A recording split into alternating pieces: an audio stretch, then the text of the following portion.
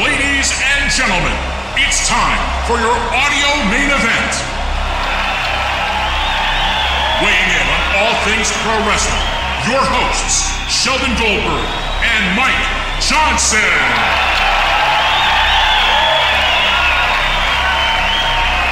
And now, PWInsider.com presents PWInsider Radio.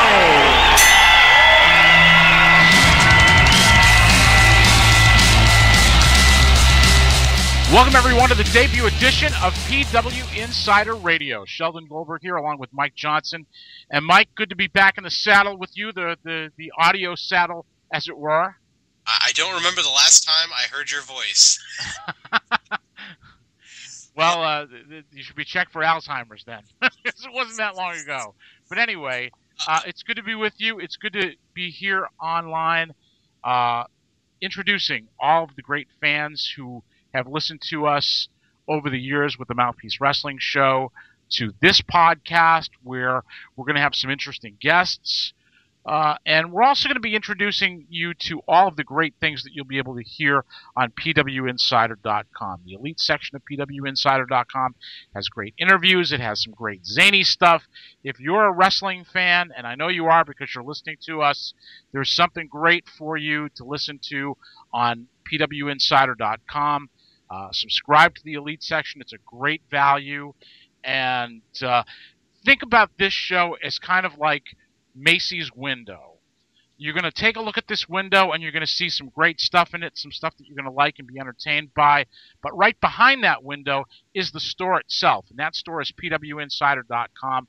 A lot of great stuff there. You're going to want to be a subscriber. You're going to want to get the full deal. And we're going to give you a great little taste of what's to come. So, Mike, again, it's good to be working with you.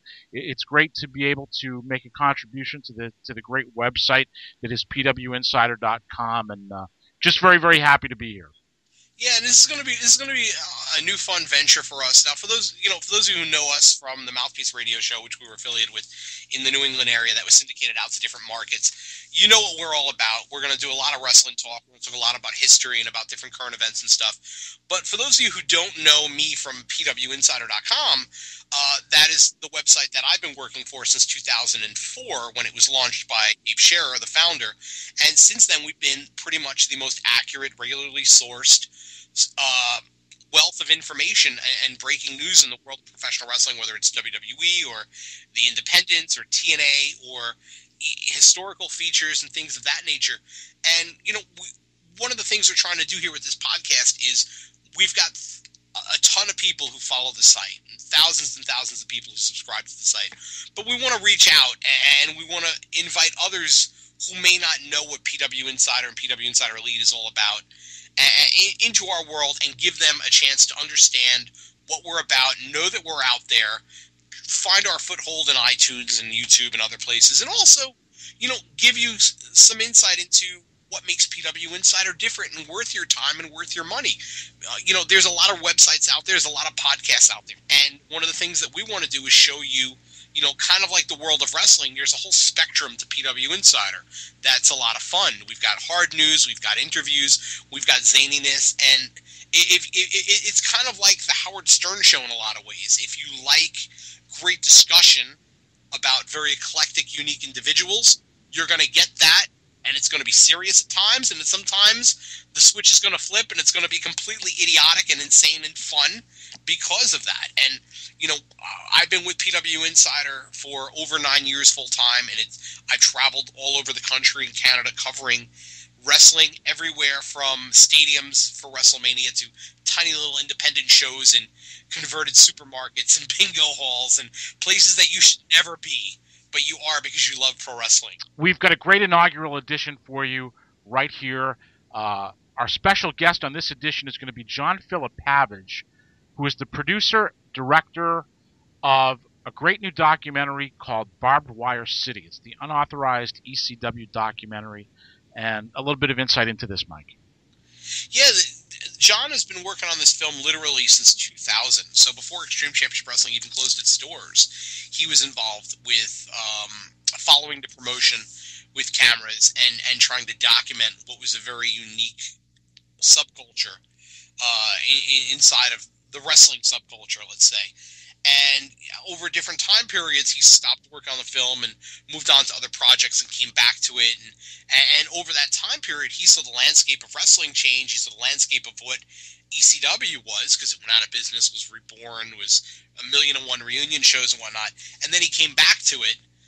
And now they've got this very incredible overall work looking at the human element of ECW and the effect that it had on its performers, as well as the story of the company itself and what it accomplished and what it also failed to accomplish over its amazing legendary run. So it's going to be very interesting. And he's got a premiere April 20th in Philadelphia at what is now the former ECW Arena.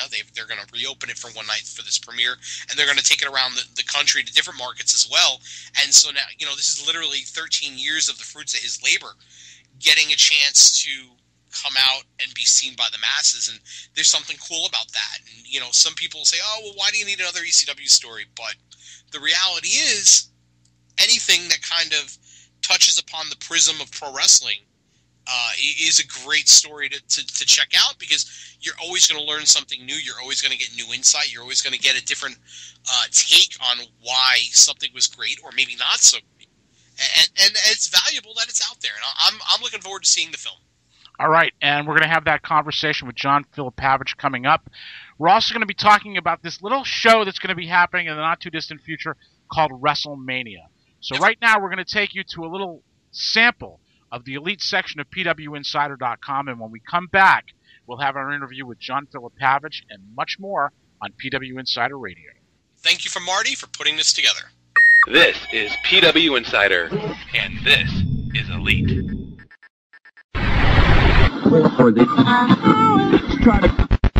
The Raw postgame show. Old school Raw.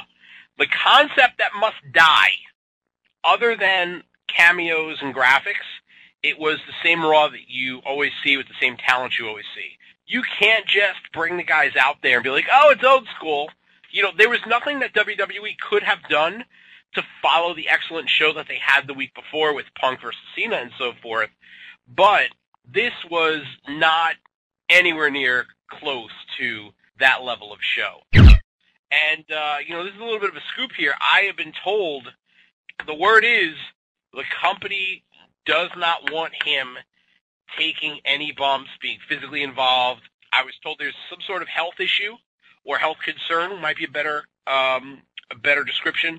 Dave Scherer's Tuesday Hotline. Okay, something I get asked a lot by people are, how does the WWE locker room feel about John Cena? Basically, he does what Vince McMahon wants him to do. A couple of people have told me he would love to be a heel. He would love to go back to doing the Thugonomics type stuff, but he is what Vince McMahon wants him to be. Exclusive interviews each week featuring stars from all across the industry. I thought it'd be an interesting time to bring back our old friend Ace Steel, perhaps best known as the trainer of a guy named CM Punk, some of you guys heard about. But he also is in the very unique position of being able to say he helped carry Donald Trump all the way to the WWE Hall of Fame. The clips of the whole fake Trump deal just kept going on for like 3 weeks straight, and it was all over. I'm like, this is unbelievable. It's exactly what he wanted. So maybe what you need to do is work some of these conventions that pop up as in the Donald Trump character. Q&A mailbags, where just about anything can happen. That's totally not true. What happened to the reemergence of the tag team division? Well, what happened was... Believe it, and who was the one that said, yeah, I'll believe that when I see it? That would be me. I don't think any of us really thought that was going to happen. No. Maybe someday. Again, I think when Vince is completely out of the picture, we'll see Hunter will be able to have the division focused on more, but I think what happens, Vince is still the man. So he's like, this tag team, blah, blah, blah. Who needs those tags? Okay, you're fired. And of course, the We Don't Need No Stinking Name Show with Dave Scherer and Mike Johnson. Sad day. It is a sad day, no doubt about it. We're going to miss our pal Percy. We are. Obviously, it just sucks. There's nothing you can do about it. And Doesn't make it any better. Good guy. No one had a bad word to say about him. That tells you, especially in this business. To the people that knew him before WWE, he was Percy. To a lot of the people in WWE, he was Uncle Paul. A lot of the guys that are a little younger and some that are older too. He was just a guy. It's very rare in the wrestling business that you never hear somebody say a bad word about somebody. I mean, I wrote a long piece about him, and a lot of people love that Paul Bearer era of his career, and he was made to play that role.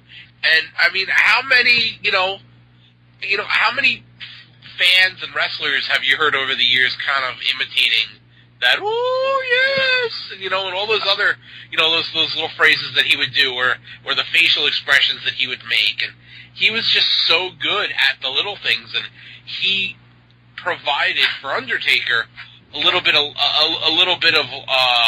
silliness and levity with a character that was supposed to be dead serious. It was a serious week for the show, and because of that, it was a really bad week to do Old School Raw. Because if your focus, in my opinion, is going to be on being serious, then you can't have a lot of ha-ha where, Hacksaw Jim Duggan comes out with the 2x4 and he gets in the ring with the or I shouldn't say anti-American because Jack Swagger's not anti-American, but the guy that's going for the world title, he has to destroy him. He has to lay out the old guy, because if you don't have him walk to the ring, as Hacksaw comes in, if you don't have Jack Swagger kill him, you run into that same situation that I hated, where Vince McMahon beat the crap out of CM Punk, last year on Raw. You'll never hear Dave Shearer singing show tunes. Ain't no magic anymore. Or opening his own Italian pizza eatery with Mike Epsenhart. Ah! Not Elite. Huh? You're missing out on hours of weekly PWInsider Elite audio. Try it free for 3 days. Go to PWInsiderElite.com for more.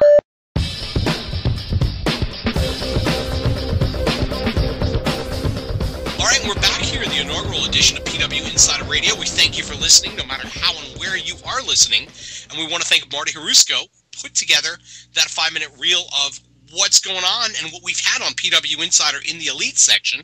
You can check that out at PWInsider.com and subscribe there if you do so desire. Sheldon Goldberg and myself are joined this time by the producer, director, creative guru of Barbed Wire City, an upcoming documentary on the world of Extreme Championship Wrestling. There's been other ones, but this is going to be a little bit different. It's going to have its official premiere April 20th, 2013 at the former ECW arena. We are on the line with John Philapavage. So, John, first of all, congratulations on locking in the arena, which is kind of a coup for you. Yes. Exciting times for yourself and partner Kevin Kiernan over the film.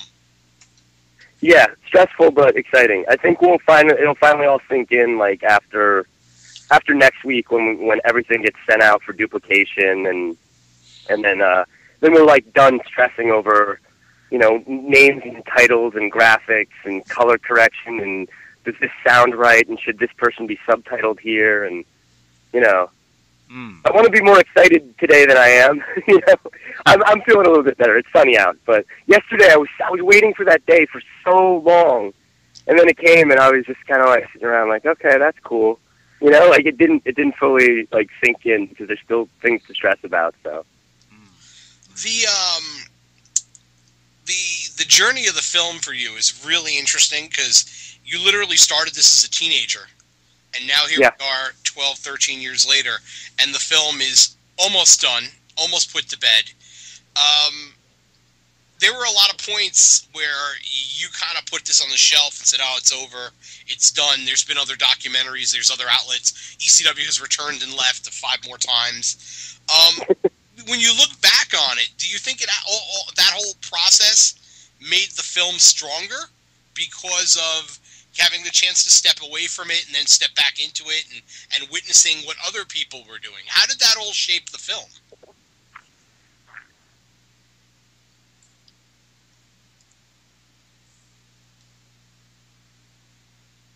Hello? I think we lost John. Did we lose John? No, looks like he's still here. Yeah. John, if you can hear us, we cannot hear you. I wonder if he was driving and he hit a bad area. That could be. I'm going to hang up on him and call him back. Okay. You'll be able to clean that up? Yeah, sure, no problem. All right. I'm sorry, man. Hey, don't worry about it. Look, I had a good question, too.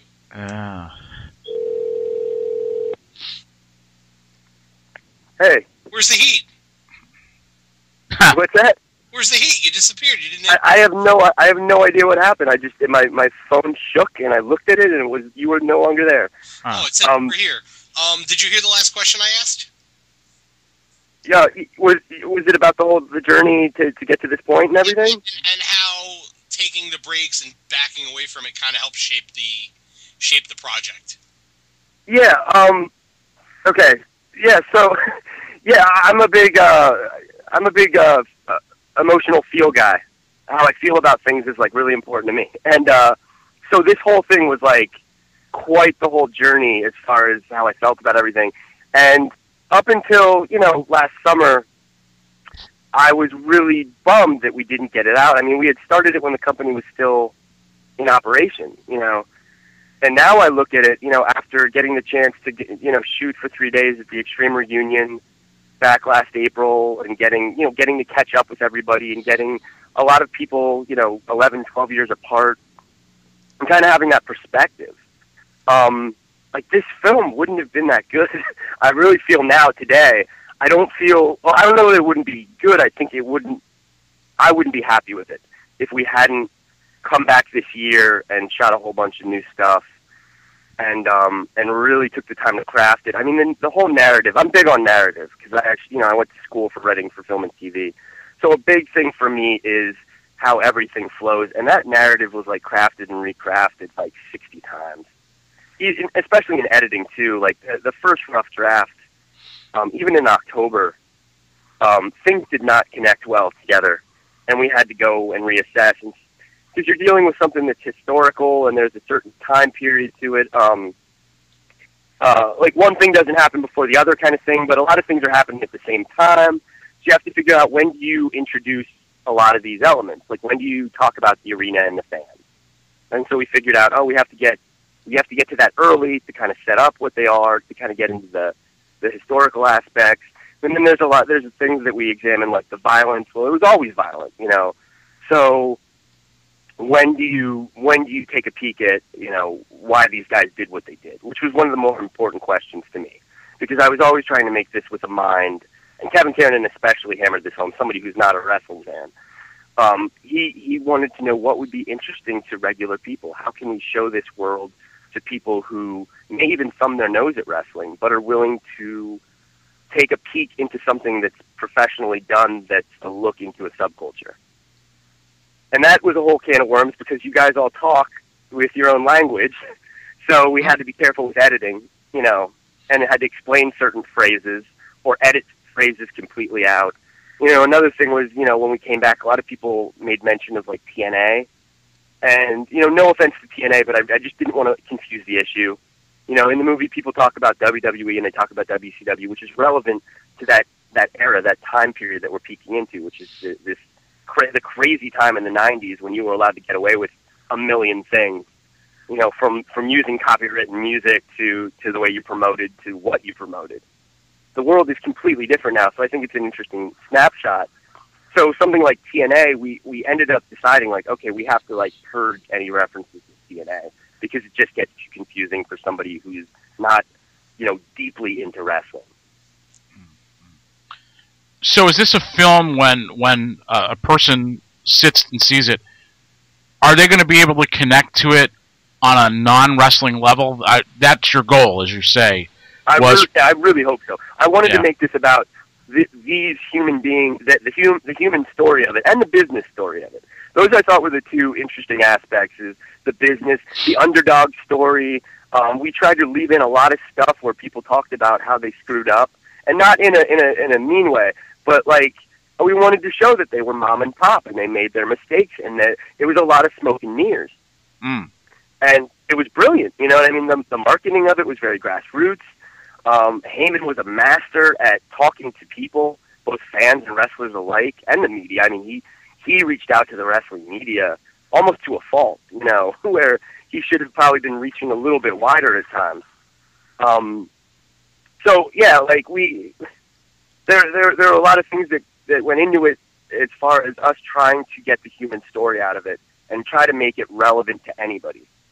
So, you know, I wasn't filming this.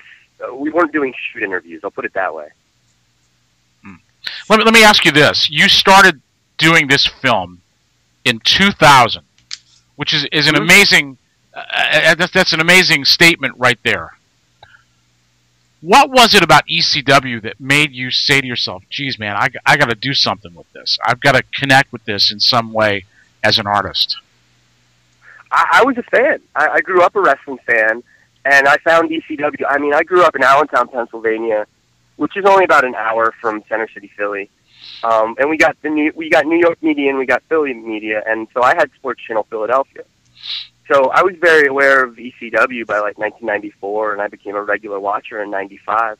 And that building, I always say it was Fight Club before Fight Club. Like, there was something about the atmosphere that came across on TV that made me think that the ECW arena was like the coolest, most fascinating like group of people who were kind of in on performance art.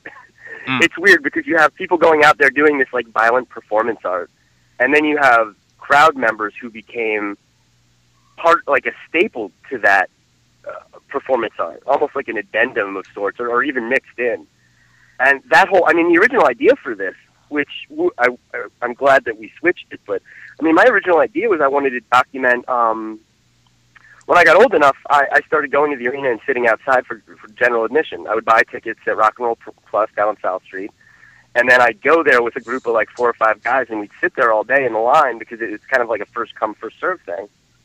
And that whole culture, that subculture, that atmosphere was fascinating to me. It was like this weird carnival.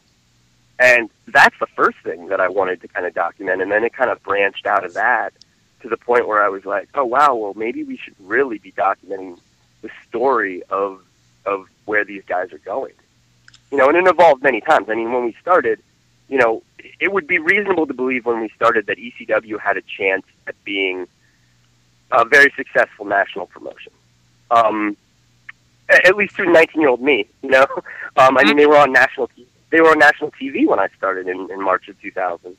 You know, it wasn't like there was every reason to believe that they would make it, but in a way they had sort of made it, you know. So what it became, like what our documentary became, wasn't nearly the original ideas. I mean, I had no idea where it was going. It was cool though because we were kind of on the ground filming as everything was falling apart. So that was really neat. And we were just young enough that people were like, throw these kids a bone. You know, we were 19 and 20 those 2 years, but we were just professional and old enough that people were like, okay, well, these aren't goofy fanboys. So we lucked out, you know. You mentioned the allure of the ECW arena, and now you're going to have it's not the same, but it is the same building. You're going to get to have the premiere there. How hard is that going to be in terms of an undertaking for you guys? Because, you know, pretty much everything in that building has been ripped out and it's been gutted down. So, like, how, you know, obviously this was the goal for you, but now 13 years later, now that the goal is here, how do you make it a viability? A lot of planning and pre-planning and figuring things out and, you know, probably making a few mistakes and hopefully correcting those before April 20th. It's just a matter of kind of dressing the building up a little bit. It's a unique thing. I mean, I just thought that this was kind of the emotional center of everything. Kevin and I both agreed that this building was special to a lot of people, including us. It just, you know, it just felt right. If it was any other city, I would rather be in a theater, but because it's, you know, Philadelphia and the ECW arena's there, I mean, this was something, I mean, I fantasized when I was 19 or 20, showing this film in that venue. And it was a long road to get to this point, but you know, I'm pretty happy about it. It's a lot of, you know, I don't want to bore you with like annoying details, but you know, getting chairs, you know, pipe and draping off some things, you know, just making the building look presentable. I mean, look, it's a warehouse, but it's a warehouse with a sentimental value. And it's going to just be a neat experience. It's going to be a neat night for people to walk in there. Nobody's really been in there in over a year. You know, it's kind of like this one night only thing. You know, we're going to have some, different, wrestlers have contacted me about wanting to come. So, you know, people get to mill around, meet some people. I mean, some of these guys will get to catch up and see each other. You know, we'll have a Q&A afterwards, after the screening. And then there's an after party after that. You know, so I'm in Philly right now trying to work out where a close location for an after party, among several other things. What's the plan for the afterlife of the film? Obviously, there's going to be a DVD release, but are you guys planning? You know, one of your goals has always been to kind of showcase this subculture to people who are outside of the wrestling fandom bubble. So, what's your goal to reach that audience? Is it going to be film festivals? Is it going to be trying to take it around and almost roadshow the picture in different markets? Like, what's the battle plan in terms of getting it out there beyond the hardcore wrestling fans that are going to buy it just because it's wrestling or just because it's ECW? Right. You know, that's the uphill battle. I mean, there are definitely plans for kind of like road showing it that are in the works, and there'll be announcements about some of those things soon. We are going to do film festivals. I don't know at this moment which ones. I mean, I need to take a day with Kev in early April. I mean, everyone that I kind of had earmarked, you know, the deadline kind of passed. So we have to look at what's available in the summer and the fall, and figure out what are the best places to submit it. And and they might not accept it. You never know. I mean, I think it's a strong film, but film festivals are their own kind of racket. You know, so we're going to do that. We're going to do the road shows, and past that, just more marketing into the mainstream. It just depends on financially what we can and can't do. I mean, we're talking to a few people about national marketing, but I can't say today for sure. Like, we have a plan from A to Z perfectly. You know what I mean? I'm still finishing up the film and figuring out our battle plan for April. Honestly, yeah. Do you still feel the pressure, or do you feel like you're in the victory lap now? No, I still feel the pressure. Like I said, I wasn't even joyous yesterday.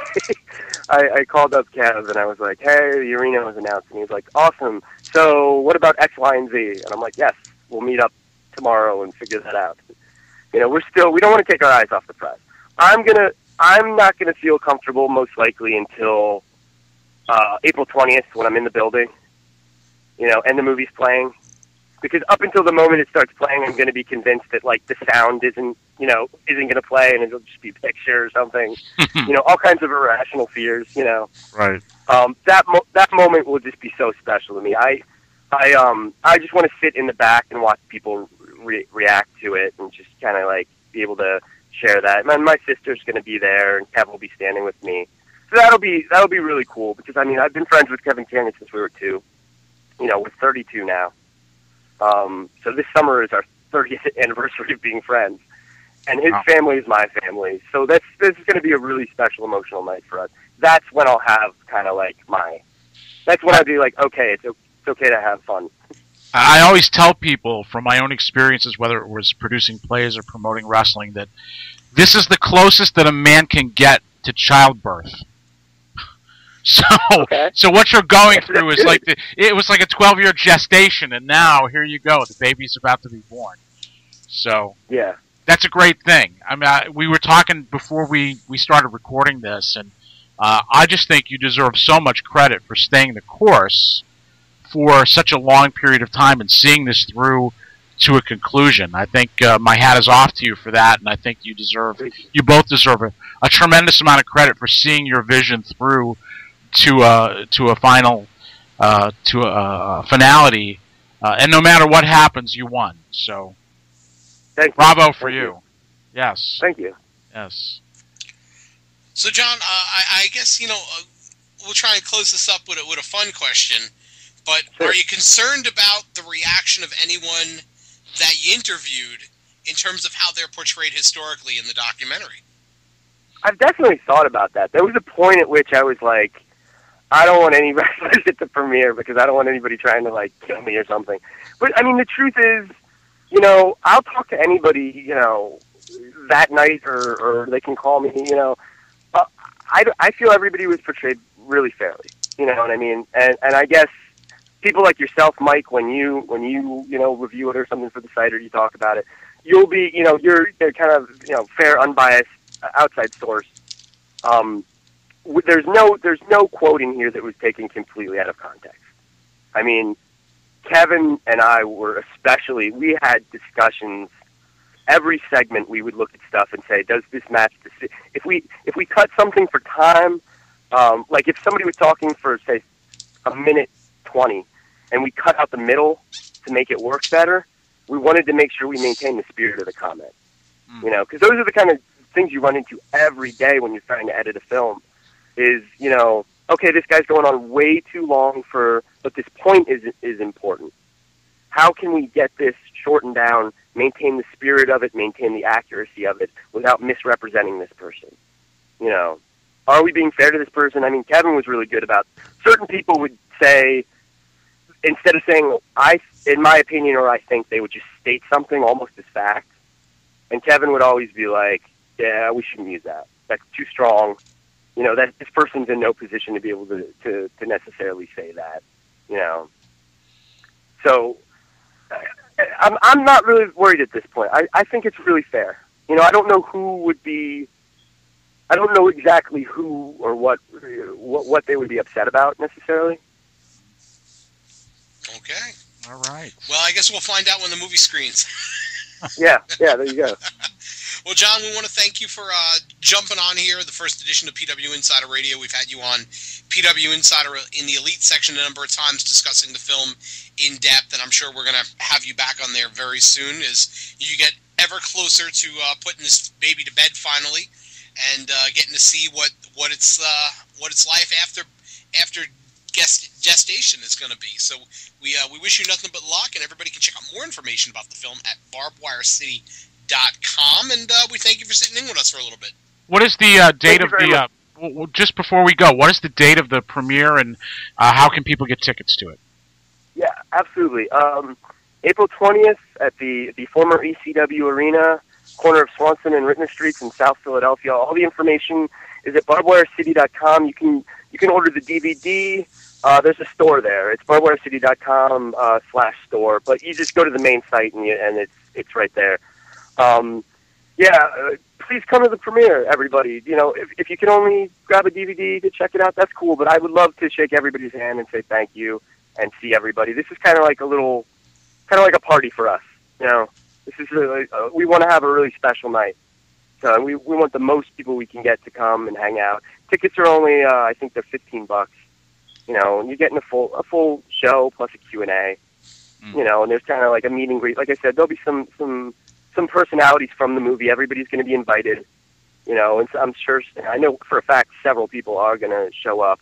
So you'll be able to walk up and say hello to them, you know, and stuff like that. And it'll be a nice night, hopefully.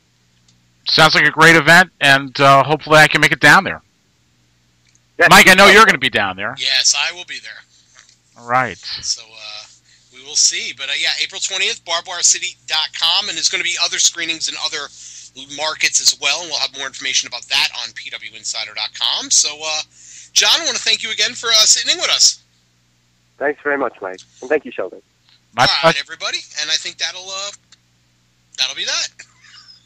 All right, we've got more PWInsider Radio to come, but first, let's take a listen to a couple of clips from recent interviews with Shane Helms and Brian Kendrick. The first the one and only WCW Nitro main event on Raw.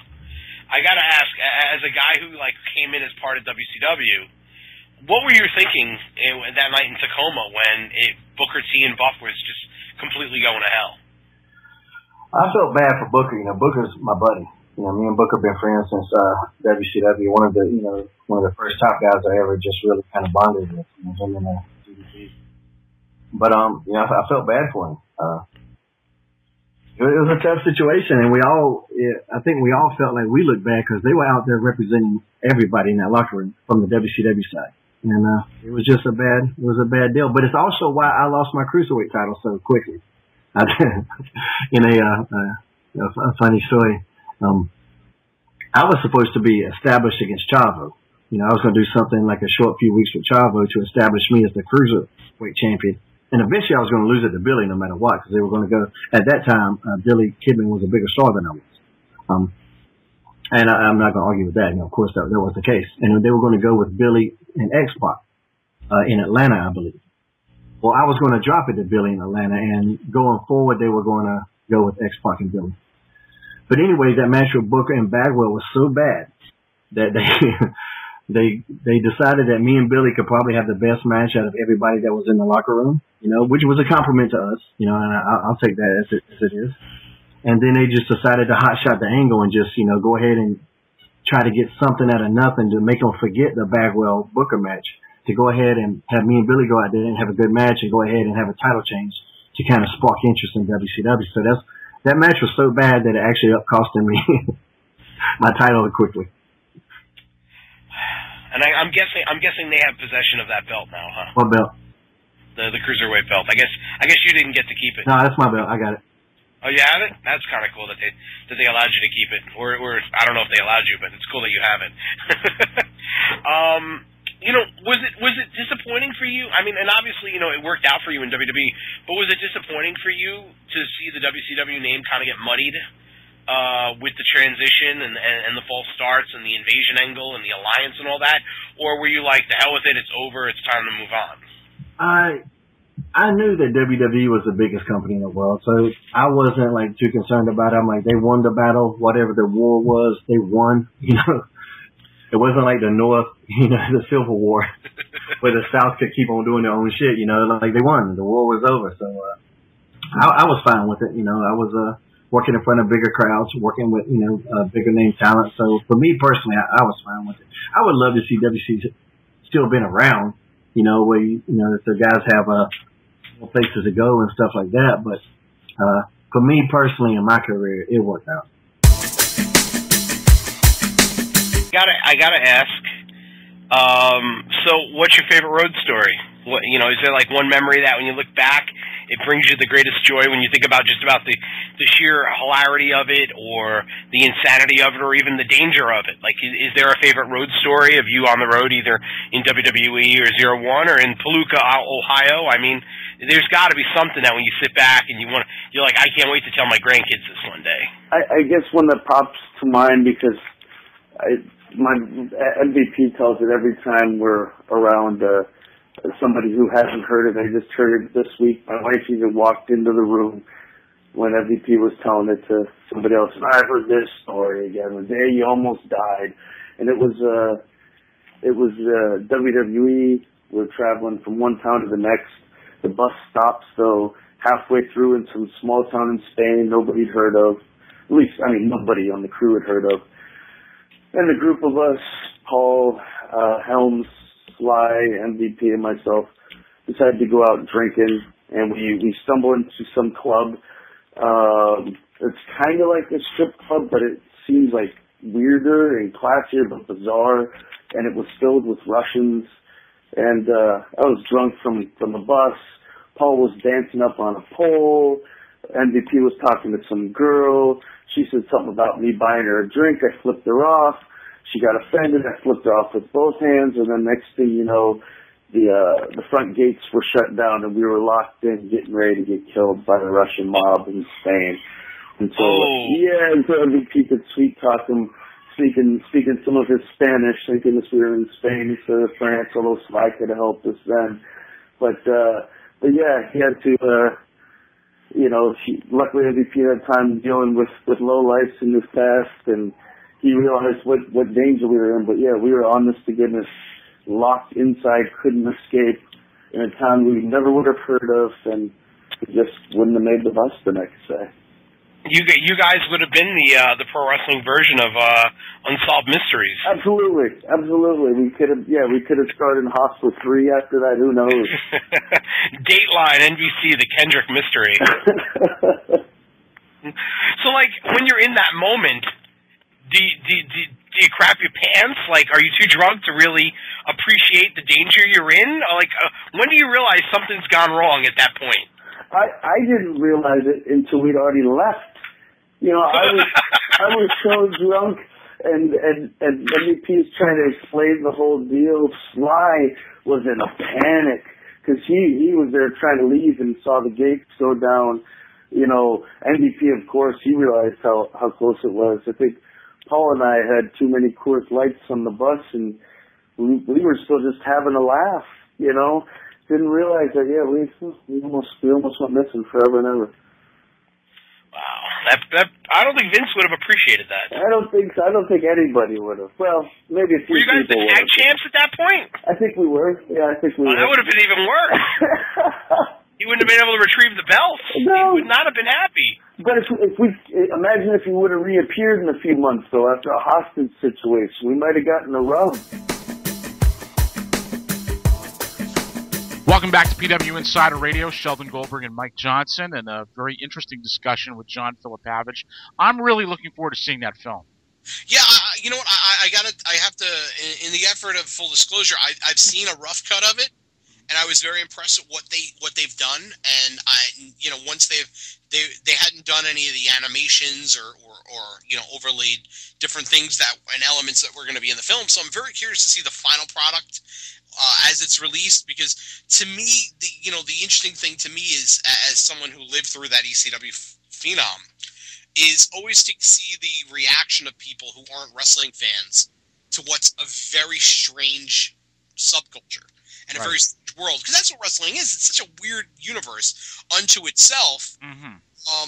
Seeing the reaction of people who don't have the intense knowledge that some diehard wrestling fans have is always interesting, because I think in a lot of ways it's a lot more honest of a reaction than wrestling fans get, because wrestling fans can get very hardened and very conditioned to what the business is.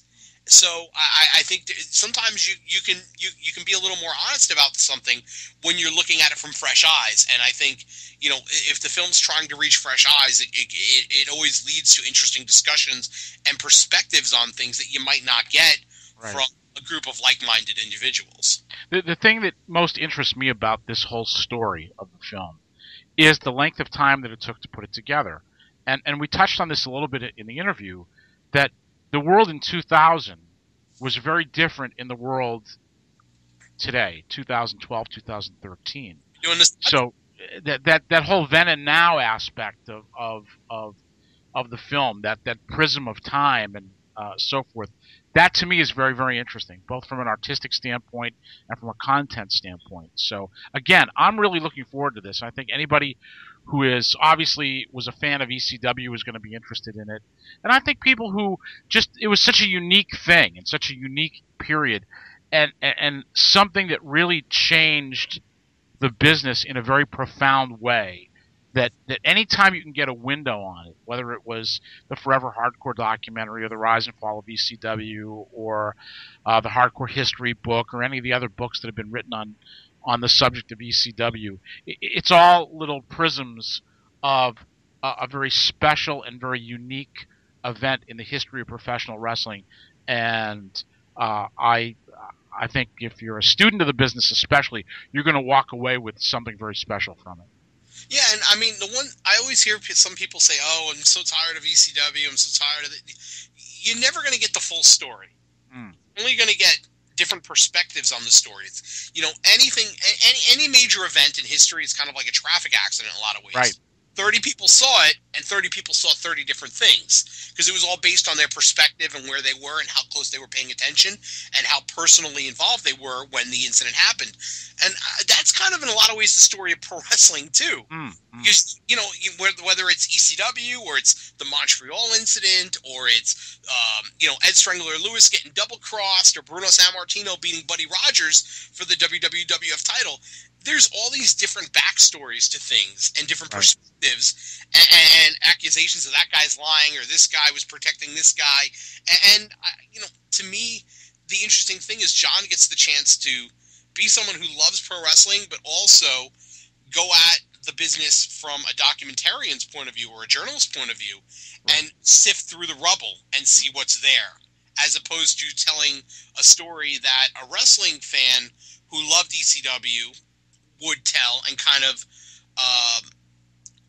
almost cheerlead the company or parade the company, and that's not what that film's about at all. And I think it's going to be very, very interesting, and I'm looking forward to it. It's nice to see people who work hard on something get what they deserve and get their moment, and they're going to get to have their moment in April. So, yep, there's a moment coming in April too. Oh yeah, a little thing called Wrestlemania. Just a little show, just a little show called Wrestlemania. 70,000 people in one place. Yeah. This is an interesting build this year because last year you had the annual storyline build, whether it was effective or not in the eyes of some wrestling fans, of Rock and Cena, and you had that anticipation. Now I don't feel like you have as much anticipation. I mean, from the basic structure of the storyline, Cena going through that year that's terrible, winning the Royal Rumble, getting his title shot, having the chance to defeat the man that set him on this downward spiral to begin with the loss last year, that is a great story. But I don't feel like it's a story that's captured the imagination of their audience for the most part. And with Rockoff doing so much other, handling so many other responsibilities in terms of G.I. Joe 2 and his reality show that's coming up this summer and things like that, by not being able to physically be there on the TV shows, I think that's really handicapped them in terms of building. Absolutely. But it's going to sell out. It's going to do great business. They're not going to lose any money on it. And it's interesting because I think this is a year that more notable things are happening around WrestleMania than at WrestleMania itself. And when you talk about that, you got to talk about Bruno Sammartino going into the Hall of Fame. I mean, talk about hell freezing over or whatever. Although I always thought that he would eventually go in. See, I'm different. I honestly thought Bruno would be in the ground and have passed away and end up in posthumously. I never thought he was going to come to an amends with the company, and it's amazing. And I mean, I've talked with him about it. It's an amazing time, and in a lot of ways, Triple H, he gets to spearhead that movement and accomplish something that Vince McMahon never would have been able to accomplish in his lifetime, and also, presented as Bruno was right and we were wrong, and now we're on board with all the things that he said we needed to do. And in a lot of ways, they get to exploit Bruno to put themselves over in a way. As like, well, now things are cleaner and they're better and they're healthier and we're a better company now because of Bruno, which was not really the case, but it's a means to their ends. And it gets Bruno a nice payday, so no one's ever going to complain about that. But at the same time, it also gives them a chance to now have Bruno arm in arm with Triple H or Dr. Joseph Maroon and go, these are all the wonderful things we're doing for our wrestlers thanks to our wellness program. So, there's always politics to everything, and it's been interesting to watch the fallout of Bruno saying, okay, I'm going to go in now. Yeah, it's very interesting. And, I really think that you got to hand Triple H a lot of credit for this, because he understands something that I don't think Vince would have bent on, and that is that this guy must be in. If he is not in our Hall of Fame, it really isn't the WWE Hall of Fame. You really can't tell the story and the history of WWE without Bruno Sammartino. It's impossible. So the fact that he was able to mend that bridge, mend that fence, so to speak, it's a tremendous feather in his cap. It absolutely had to be done. I believed for a long time that somewhere along the line, someone would bend and give in to Bruno, much like Vince Sr. did for many years ago. And, he's the man. He'll always be the man. And to me, it was inevitable that he went in. I'm glad he's going in. I think it just forget about who's right and who's wrong and whatever. It's just the right thing. And, I'm glad for everyone in that. I really am. Yeah, I mean, there's no denying his place in wrestling history, and I think anybody who was denying it under the veil of, oh, well, he's bitter and he's talking bad about WWE and he doesn't care about anything because he's so bitter. And that was never the case with him. And if you ever had a long-term conversation with him or listen to any conversation that he had, it was about he didn't want to be associated with something that he felt was detrimental, what he loved about wrestling, and that he didn't like the fact that, you know, there was a sexual element to it and a violent element to it and an explicit element to it. And yeah, that made WWE a lot of money for a long time.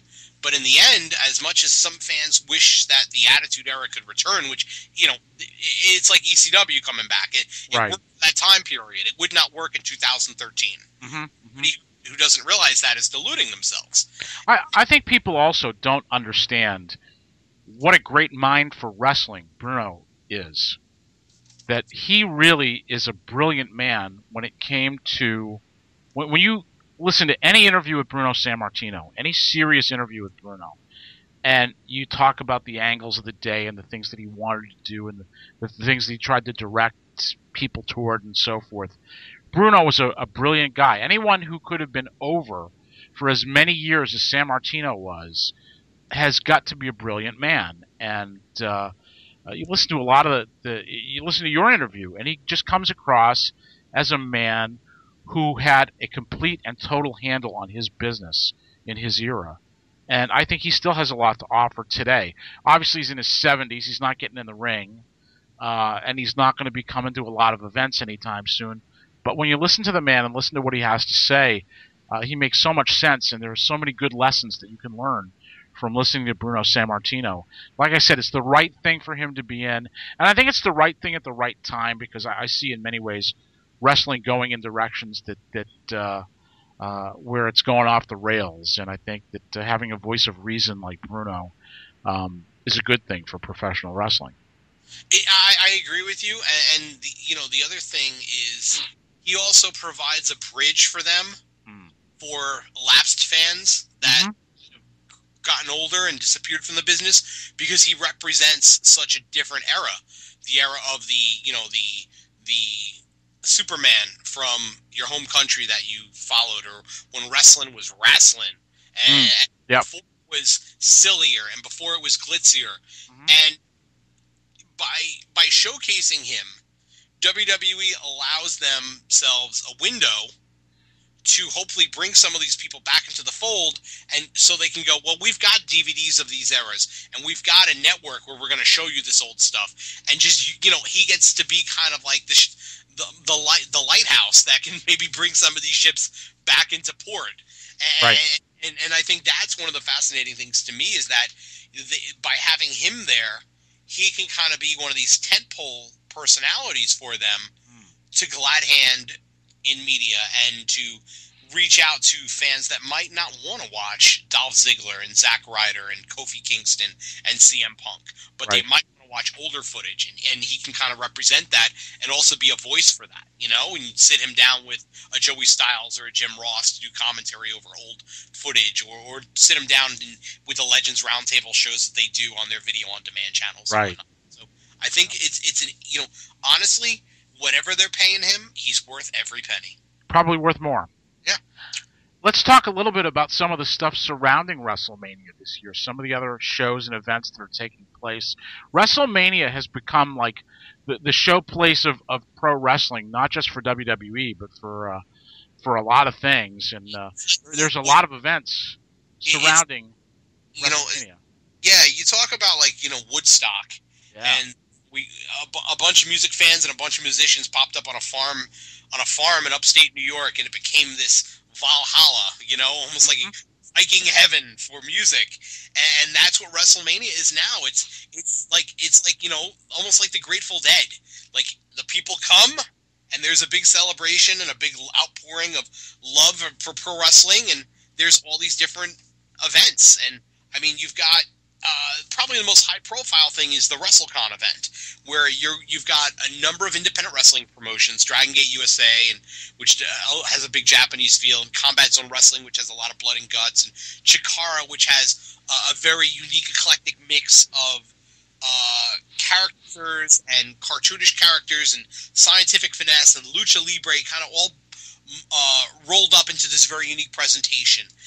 And Kaiju Big Battle, which is a comedy-based group where guys dress up in monster outfits, and $5 Wrestling, which is a comedy event. And all of these shows are going to be held under one roof in Secaucus, New Jersey.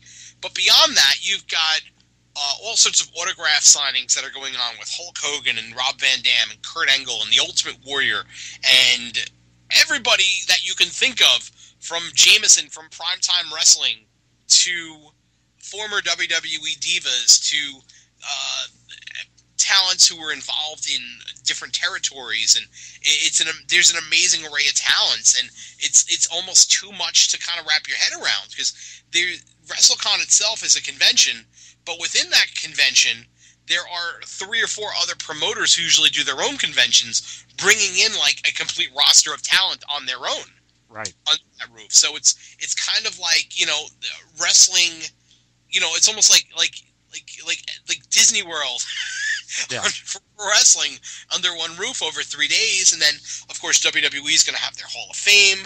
They're going to have their own sort of convention, to WrestleMania Access, right, which for the first time is going to be held inside a 20,000-seat arena at the Izod Center in East Rutherford. So it's interesting to see, you know, how are they going to have enough room to get things going? How are they going to be able to present it so fans can get through the event and get through the different things that they're going to show and the different things they're going to offer, and how do you make that work with in a much more confined, smaller space, and at the same time, since it's in an arena, and I know they're planning on putting up like the complete Titantron and the Raw set and have wrestling and stuff.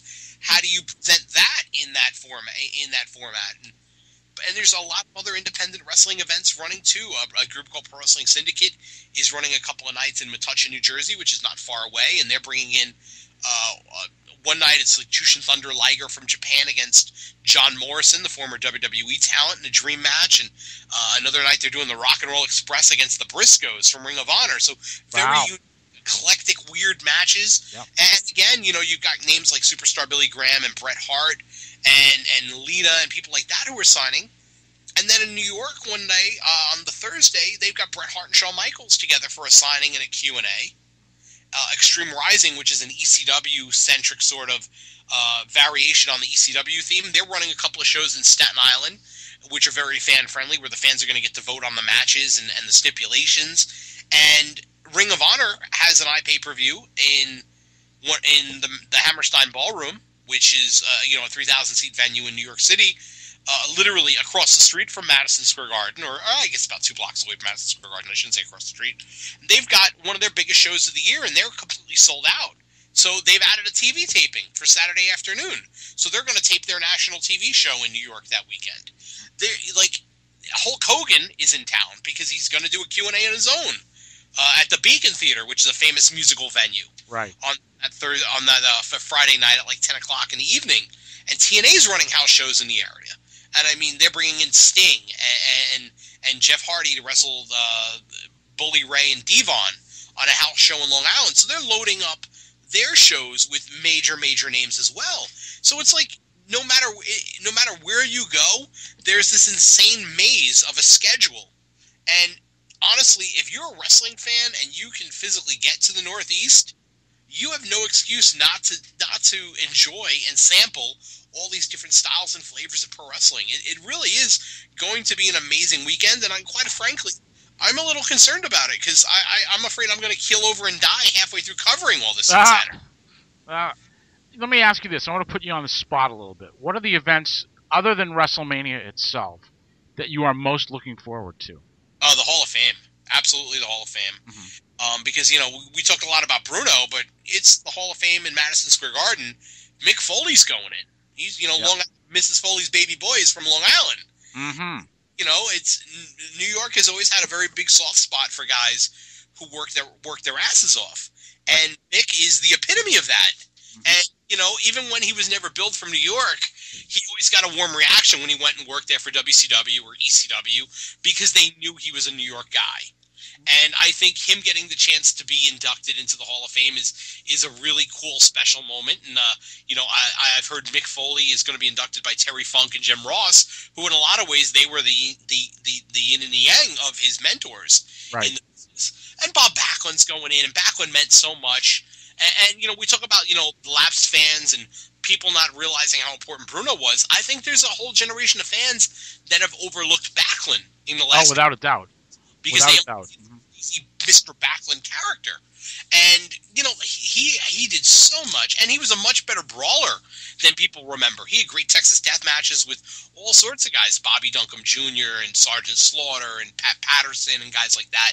Right. And, I'm excited about him going in. And, it's also interesting because Booker T is going to go in. He's the first WCW guy that was absorbed into WWF at the time when WCW died in 2001. To make it through that political minefield and be reborn under a WWE guise as King Booker and make it all the way to their Hall of Fame. And you could say, well, their Hall of Fame is this or it's that. The reality is they're the biggest show in the world when it comes to the wrestling world, and whatever their logic is for putting guys in, you can't look at, like I said about wrestling earlier, you can't just look at wrestling as like the stodgy thing that you rate.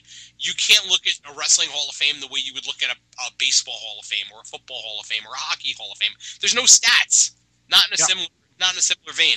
There's no mathematic equation for why a guy is great in wrestling or why a guy is a Hall of Famer. And, whether you agree with some of these names or not, the WWE, just by virtue of saying, you're in, whether we like it or not, Coke Beware stands on the same platform as Bruno Sammartino for different reasons, because you can't judge wrestling only on one scale. Yep.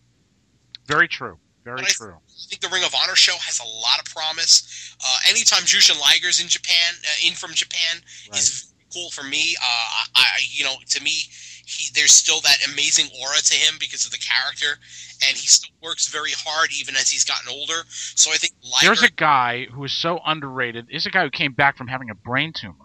I know, and he's still having great matches, and still, he's not what he was in his prime, but he's still putting forth an excellent effort, and always worth going out of your way to see. Yeah, and I mean, how often does he come in from Japan? I mean, I can tell you right now, in the last 5 years, it's been maybe 3-4 times, because I've probably been at all those matches. And he's going to be wrestling for different promotions over several days. I mean, one show that I hope to go to, he's going to be wrestling Sabu. And you want to talk about another guy who's underrated, and he's not what he used to be, but it's still Sabu. Right. That aura of craziness in him, despite all of the negative things that have happened to him off and on through the years, through his own actions and things like that. But it's still, the idea of, Sabu versus Jushin Liger, there's something cool about that mix. And you know what? Honestly, just the WrestleCon. We do a thing on YouTube called at PWInsiderTV.com where I film different interviews with guys, just short form stuff. And, I'm excited about kind of running around WrestleCon and seeing who we can get and doing that. And, it's funny because I still love pro wrestling as much as I did when I was watching it on my grandmother's lap when I was 3, 4, 5 years old. And I love just the aura of these guys, good and evil, battling, and the stage the unique stage that it's presented on. And I think I'm more in love with wrestling now that I write about it than I was as a fan, because I get to take things that I enjoy and hopefully share them with others, either through writing or a podcast like this or interviews. And sometimes I'll get like, oh, wow, why do you spend time on that? Or why do you focus on this? And I'm like, because as a fan, these are things that I would want to pay for or I'd want to see. So why if I don't spotlight them, or PWInsider doesn't spotlight them, who's going to do this? Right. And I like the story of seeing guys who emerge on these independent shows Wrestlemania weekend, Like, Wrestlemania is going to be the big show. Right. We know that. But who's going to steal the show out from under the big show to the fans that know better? We were talking about ECW earlier with John, and it was like, if you walk down the street with an ECW shirt back in the day, it was like, you ran into somebody, and they're like, you get it. You know something that not everybody's privy to. And I these indie shows, and even New England Championship Wrestling, your group the same way. There's stuff going on, and there's classics going on that only a certain amount of people are aware of, and that's the weekend where, you know, a Sami Callihan or a Samurai del Sol or a Starman or a Mike Quackenbush or a Jigsaw or a Hollow Wicked or whoever are going to try and show the world that's paying attention to them our stuff is as good as anything you're going to see in that stadium. Right. Whether it is or not, and whether it would translate to that stadium or not, that doesn't matter. In that moment, it might be, and I want to see what people who tries to steal the show and who tries to show the world that they're as talented or better than your John Cena's, your Undertakers, your CM Punks within the prism of their world. And I think, you know, independent wrestling is an interesting time right now because there's a lot of groups. I always say it's like alphabet soup out there, and there's a lot of people all trying to make their name. And with social media and YouTube and Twitter and whatnot, it should be easier. But in actuality, it's harder because everybody has the same tools and everybody's using the same tools. And, you know, it's harder and harder for them to navigate that maze. Mm-hmm. Especially since it's not as easy now, depending on where you are geographically, to go out and do the old school wrestling promotion of flyer the town, get the local paper to write about you, get them on a local TV show to be talked about. It's not easy to do that anymore in a world that's pretty much, you know, owned by big brother corporations. Right. And so, you know, the only real ammunition they have to fight their battles is what they present on their shows. And this is a chance for everybody to kind of present lots of different wrestling and you know, hopefully the best creative and the best performance from a promotion are the guys who end up making money and creating new fans. Because that's the thing, too. There's going to be 80,000 people there going to WWE events between WrestleMania and the other stuff. Mm-hmm. That doesn't mean that the independent wrestling shows are going to be able to grab them. And that's true. That's true. Wow. You know, because there are fans who they're sated by WWE. They're completely satiated and happy with WWE, and they don't have any interest to go watch TNA, even if a WWE guy is there, or go to their local indie. And I mean, that's why, you know, fans who are listening to this are the most important fans in the world because they're the ones who have the chance to make a difference with their dollars, not just, you know, spending money with us, but going to an independent show. And there are groups out there that are drawing 200, 250 people, yourself included at times, where if you had 350 or 400 people, it's the difference between breaking even or losing a little bit of money or having a little money in the bank so you can do more promotion, you can bring in bigger names, you can do some seminars with names. And I mean, that's part of the problem with a lot of smaller companies that are hand to mouth right now. And you know this, you work your butt off and you're able to get to a certain point, but if you could just get a little bit more, then you'd be in the running to really build something.